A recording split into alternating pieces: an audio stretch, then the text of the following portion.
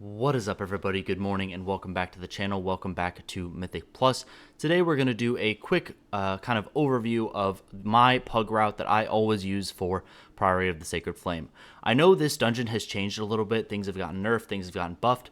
But this is just something that I still use. It's pretty reliable. It will typically not wipe your group a whole lot as long as you're being careful. And there's a couple things that we kind of need to go over, just things that I'm thinking about as I'm going into each pull.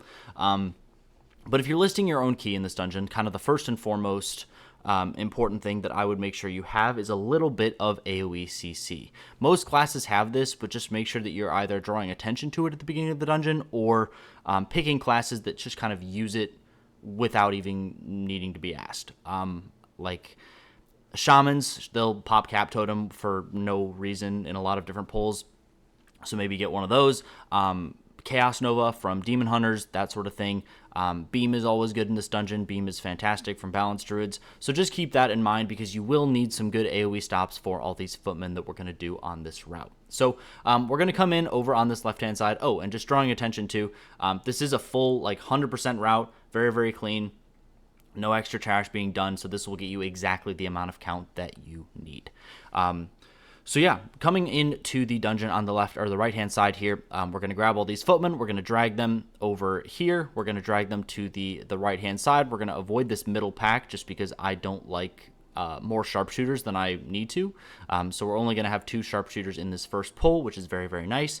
We're going to drag them all over to this little corner right next to the stairs. Like, the stairs will make a little L shape. We're going to stack and we're going to lust, as you can see from my very, very high quality notes here. We're going to grab Suleiman as well. We're going to stack him in the corner just to make sure that when you are a tank and you get knocked back, you're going to get knocked back into that corner. You're not going to get knocked back all over the arena, pull extra stuff. We're not going to do that. And everyone is going to stack to make sure that these sharpshooters stand in melee. The sharpshooters will shoot a few times and then they will eventually all just kind of jump to melee, wherever they are. So just have faith. They will do it, I promise. These footmen are also going to all use a defend cast. So when you see a few of those charging, definitely make sure to drop some AoE CC just to make sure that your team can continue doing damage. You can use blind, you can use knockups, you can use sometimes even knockbacks because they're kind of in a corner, so you don't even need to worry about knocking them back into various parts of the room. And then if you have a priest or a paladin, they should always kind of thread the needle. You can stand like right about here or something like that and grab the buff from the center of the room. That'll give you a little bit of extra damage for the rest of the dungeon. If you die, you'll have to reapply this, but that is a-okay. Once these footmen and the sharpshooters start to die, once everything's kind of dead, Suleiman might still have a little bit of health unless you have a good funnel class on your team, so like an arcane mage or something like that. But if it's just Suleiman left, wait for him to use the smack on the tank, get knocked back into this wall or something like that, and then you can run up these stairs, aggro these footmen. You can just stand right here on the stairs, aggro these, pull them down, and pull into this other pack over here. Once Suleiman dies, Shaymail will come over here. She'll come down these stairs. You'll already have this pull gathered. You can just have her join up with it, and it should be a pretty easy pull. I've never seen anyone die on this second pull of the dungeon. So do that. These mobs should all die before Shaymail as well. So then you'll drag Shaymail across this sort of courtyard area over here towards pull 3. You can just run over on these stairs, aggro these footmen, pull them back over into the priest and the conjurer, and then again, Shaymail is usually around half HP or something at this point, depending on the key level. So then you can get another, basically the same pull on the other side. The only difference is the sharpshooter has been replaced by a conjurer, which is just one more kick. But there's hardly any kicks in this pull, and there's hardly any kicks in these first 2 pulls anyway. There's like 1 priest, and then there's a conjurer and a priest. So hardly any kicks, but you just need a little bit of AoE stop action, a little bit of AoE CC, and you're all good. Once Shaymail dies, once all these die, we're going to go right up these stairs here. We're going to skip however you want to do that. If this pat is towards the kind of right side here, you can jump from the stairs over here. You can skip this way. You can wait for him to pat up. You can just skip. You don't need Mind Soothe or anything like that. You can do any number of things. You can shroud past any of those kind of regular skips that people do. Just don't kill these. You don't need to.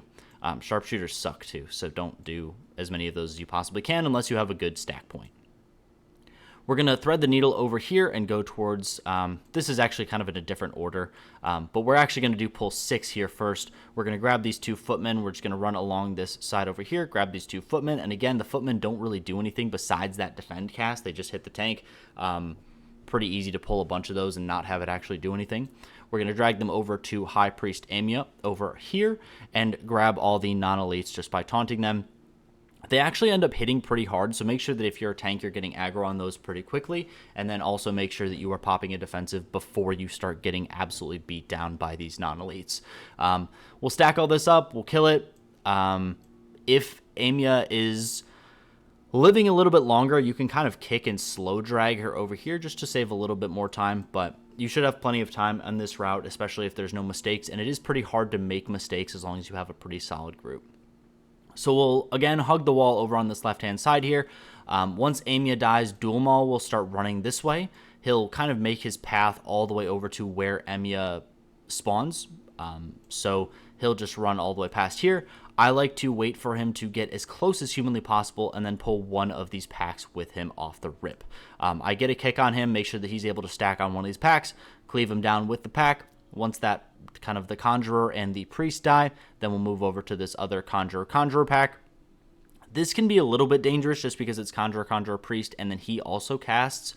But as long as you are interrupting a lot of these casts, it hasn't been a huge issue for any groups that I've been in. And also make sure that you are being careful of this middle pack, this pull 4 right here, because those can get in your way. So if you wanted to even do that before, like after pull 3, before you actually go over to Amia, that's more than fine. It's really just, this kind of just ends up working out. If the pad is like way over here, I usually like to go this way. So we'll cleave down Dulmal with the Conjurers and the Priests, and then we'll go right into pull 4. We'll do this by itself just because I don't think it's useful to do this with anything else. It's already kind of scary. The Sharpshooters are really annoying. There's a Priest in there, and then there's this Knight that does the AoE, the shout. It's just a pain.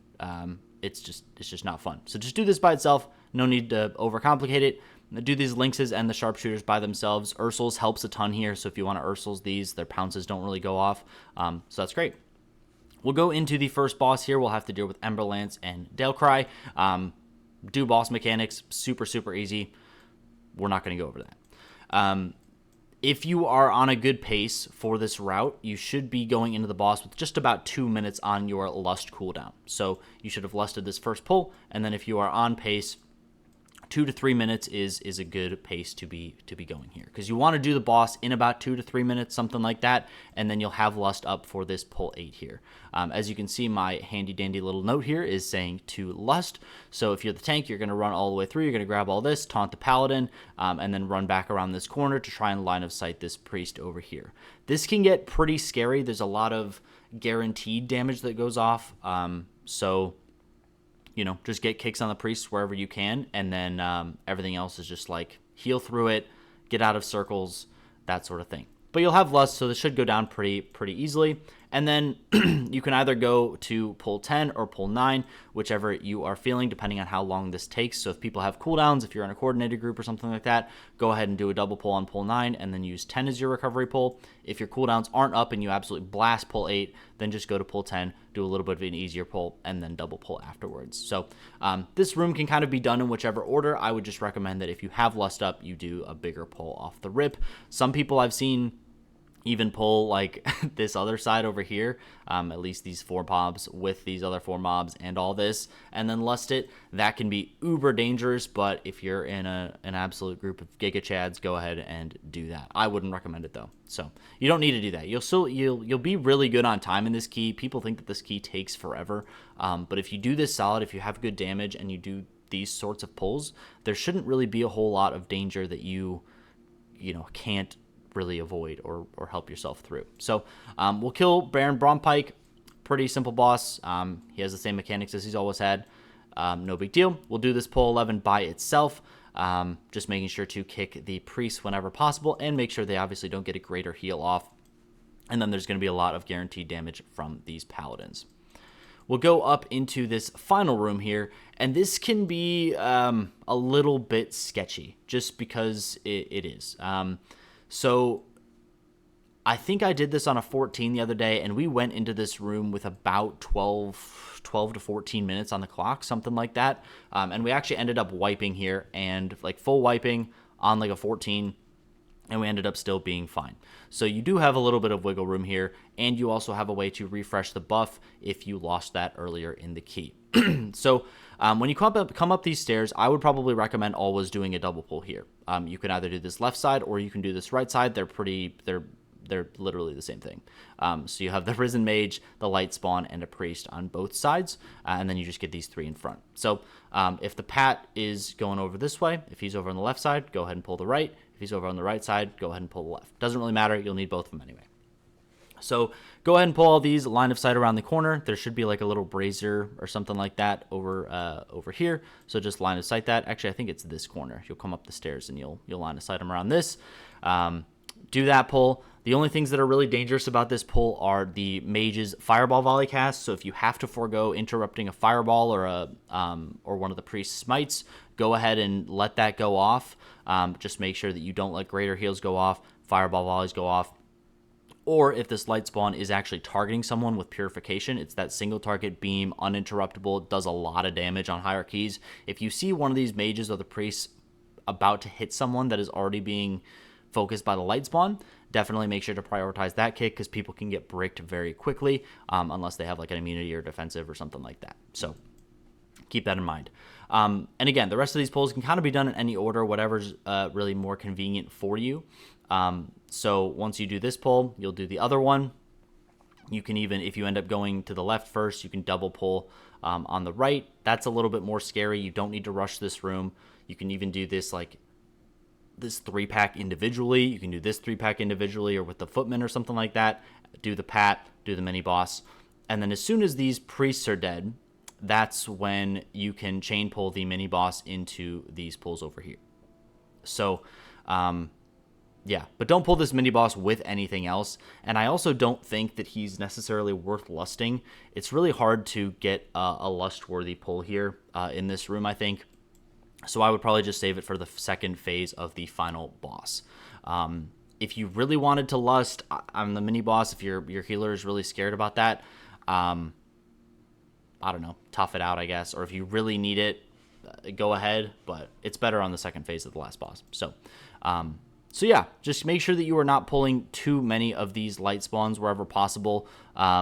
I would probably even discourage doing this double pull just because the light spawns can focus on one person and it can be really, really hard to keep them up, especially in pugs. So take this room slow, do the double off the rip, and then make sure that you separate these light spawns if you're ever going to do that.